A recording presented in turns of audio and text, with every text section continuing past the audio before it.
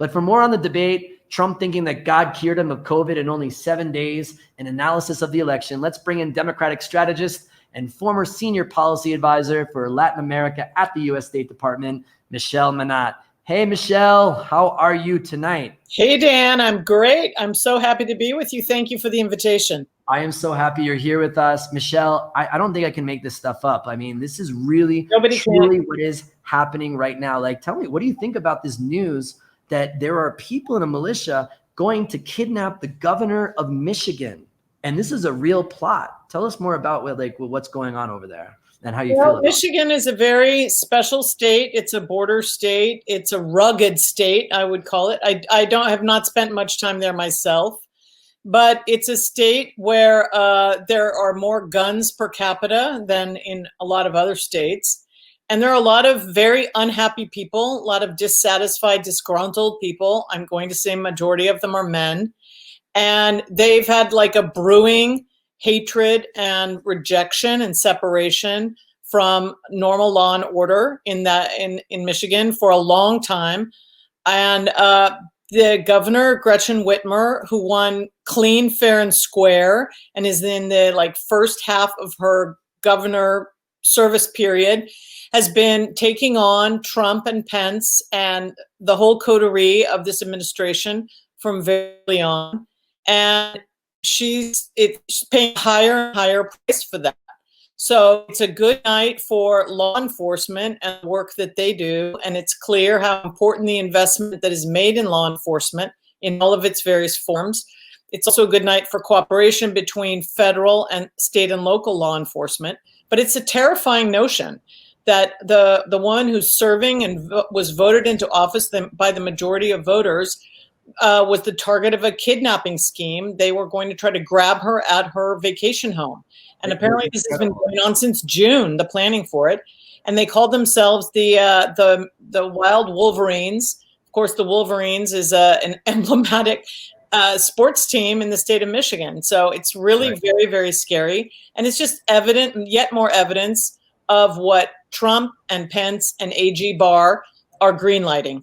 And of course, no comments and no statements. I mean, I haven't seen it in the last couple of hours, but I'm sure no statements from the other side. But I hope you don't stay up waiting for that statement, because you will lose a lot of sleep and you will not have any kind of a satisfactory outcome. In a functioning government where the citizens and their well-being is at the forefront for the Attorney General and the Justice Department, there would be a press conference about this. But alas, that has not happened. Right. Well, let's pivot now. Let's talk about the debates. The debate last night didn't seem like there was any fireworks. I actually thought that Pence was, I guess we see something of Trump, and then Pence was really calm, but he was dodging questions and kind of creating this new normal of that we have been successful, that there has been 210,000 deaths, and that there could have been a lot more. What did you think about the debate? And it seems like everybody's saying that Harris actually did win it.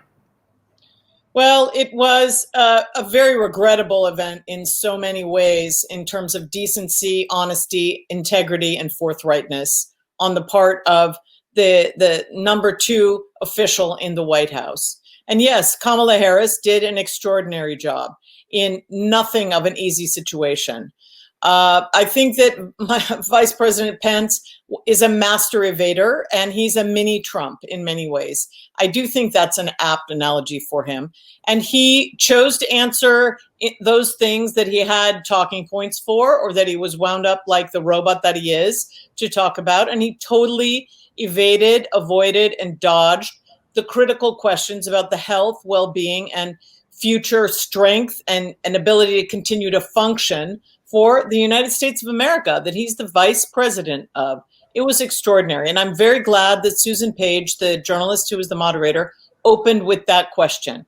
Explain to us, Mr. Vice President, how did we get here? He never really took ownership of any of it, yet he is the head of the coronavirus task force and has been for 6+ months. So it was very revealing.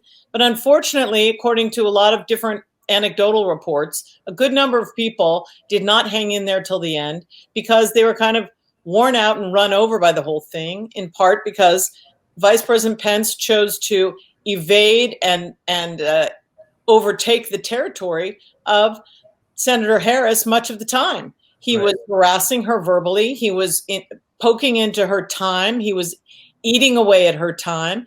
And he was always extending his answer well beyond what was necessary because he wanted to show the audience that he cares about who is in charge. And that was really his goal, not to inform, not to enlighten, certainly not to talk about their future policies. It was to prove what a tough guy he is to his audience, which is number one, Donald J. Trump, and then the voters that they're hoping and begging and pleading will indeed seal the deal in the way that they can and vote for them. Sure. So we have about a minute left. I mean, it seems like that he also brought, the Fox News, the reality distortion field into and kind of emphasizing those things that people are. I like the way you put that. But my last question, we have a minute left. What is your prospect? What is happening? What is happening in DC for us here in Mexico? Like, what are you thinking about for the next 26 days? It's hold on. It's just white knuckle time. It's just hold on. Get your sleep. Eat your Wheaties. Think hard. You've got to vote. Votefromabroad.org. That is the place to go from Mexico and every other country around the world, or www.fvap.gov. Please, folks, get out and help us vote. Whatever party you're aligned with, however you feel, whoever your candidate is, please vote.